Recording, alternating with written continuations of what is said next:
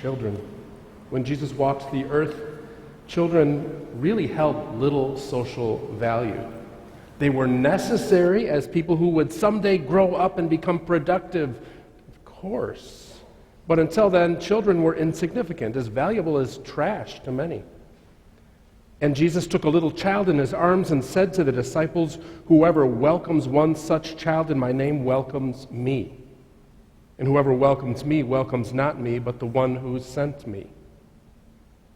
Today, children are talked about at least as people of incalculable value, and as people who are not only important as future participants in the world, but as participants in life now. And I know that I'm simplifying things far too much. There are too many cases of treating children as if they didn't matter in the world. There are too many instances of children being treated as pawns as adults argue about whatever it is they're arguing about. A comparison to children in Jesus' times, in Jesus' time and our time, doesn't seem exactly fair.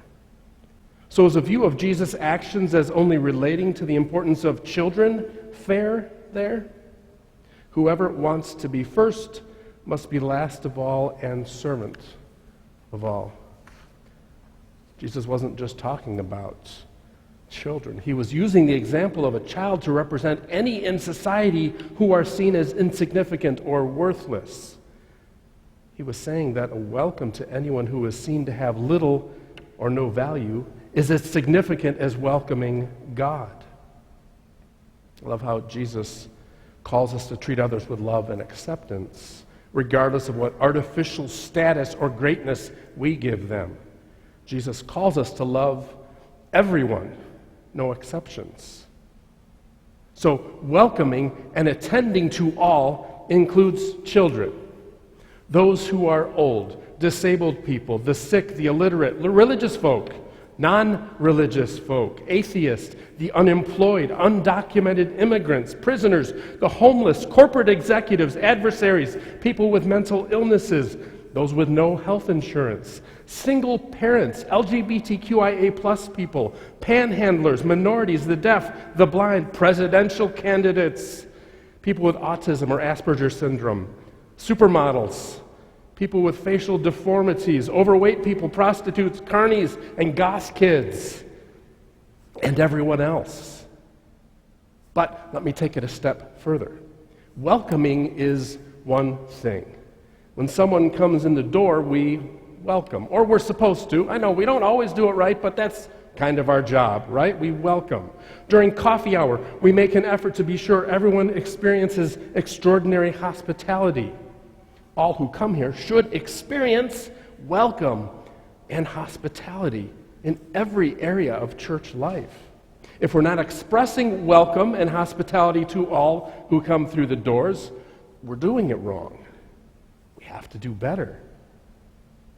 And even that is not enough, because welcoming any who come through the door forget a little bit of what Jesus did in teaching his disciples about welcome. Then he took a little child and put it among them. There was more than a welcome. There was an invitation to be part of the circle. Children weren't always welcome or at all welcome in a circle of adults back then, and often now. And Jesus invited the child in. We have to be a people who invite. We have to be a people who keep the circle open.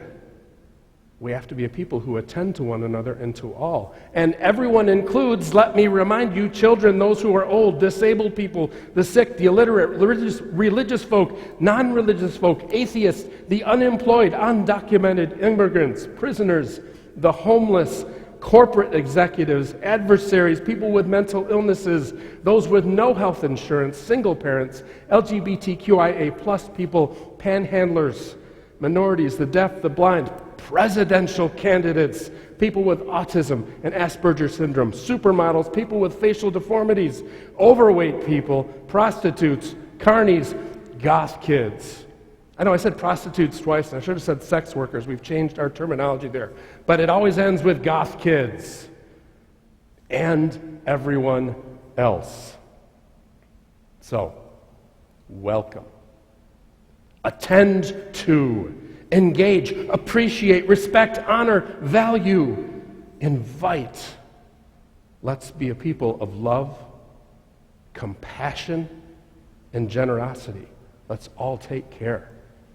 Amen.